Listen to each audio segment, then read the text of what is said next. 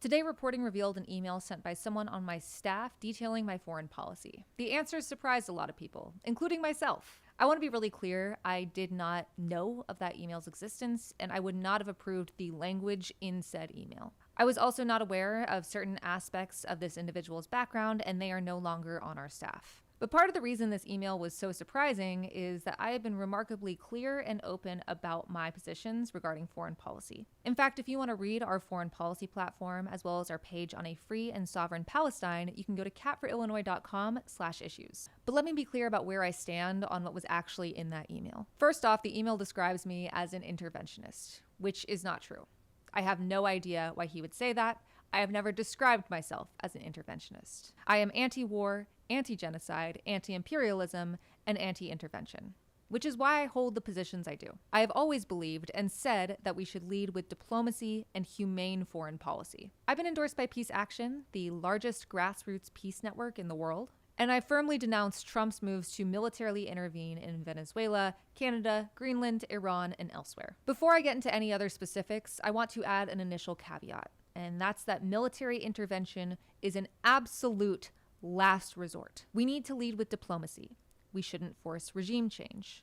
And especially post-Trump, we need humane foreign policy. This means public diplomacy, the reinstitution and expansion of USAID, and reparations to the global south, particularly focused on renewable energy and infrastructure. Now, my leading principle in international affairs is the right to self-determination. When it comes to Ukraine, I believe we should continue arming the Ukrainian people. Wars of aggression are illegal.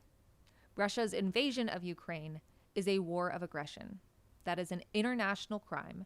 Putin is a despot, and he will not stop with Ukraine. We can support Ukraine by providing arms, ideally paid for through the seizure of Russian oligarch assets, but not with U.S. troops on the ground. Similarly, I believe that politically we should adhere to the one China policy. But we should also eliminate strategic ambiguity when it comes to aiding Taiwan so that way it can defend itself without putting U.S. boots on Taiwanese soil. The last thing any of us want is a war with China. This is an effort to make sure that doesn't happen. So that way we can make time to work towards diplomatic solutions. We need to reinvest in those diplomatic solutions, not just between China and Taiwan, but the US and China as well. We live in a globalized world. We need to work towards being partners with China in trade and innovation. But that's only possible through diplomatic solutions and international law. I know these are all controversial subjects, but self-determination is necessary in a democratic,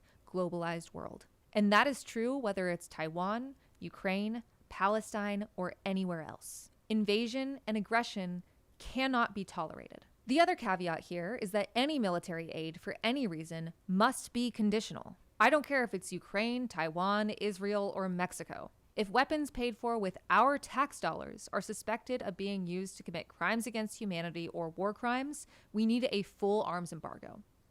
We have to make sure that war criminals are held accountable and put measures in place to ensure that those crimes are never committed again. I will never blindly vote for military aid.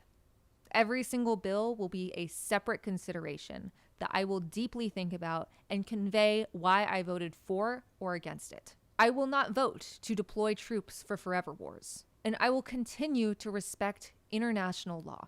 But once again, any military aid, any military intervention must be an absolute last resort. And our troops cannot be used for an imperial agenda that will make other parts of the world worse. We need to focus on making our country better. And part of that is integrating into a globalized world. The American people are sick of our tax dollars being used for bombs instead of healthcare. We are sick of blind intervention and the military-industrial complex siphoning prosperity from us and the rest of the world for a quick profit. It is a moral imperative that we lead with diplomacy and aid, and that we make right wrongs from the past. A safer and healthier world through shared trade, infrastructure, and cultural exchange also leads to a safer and healthier America.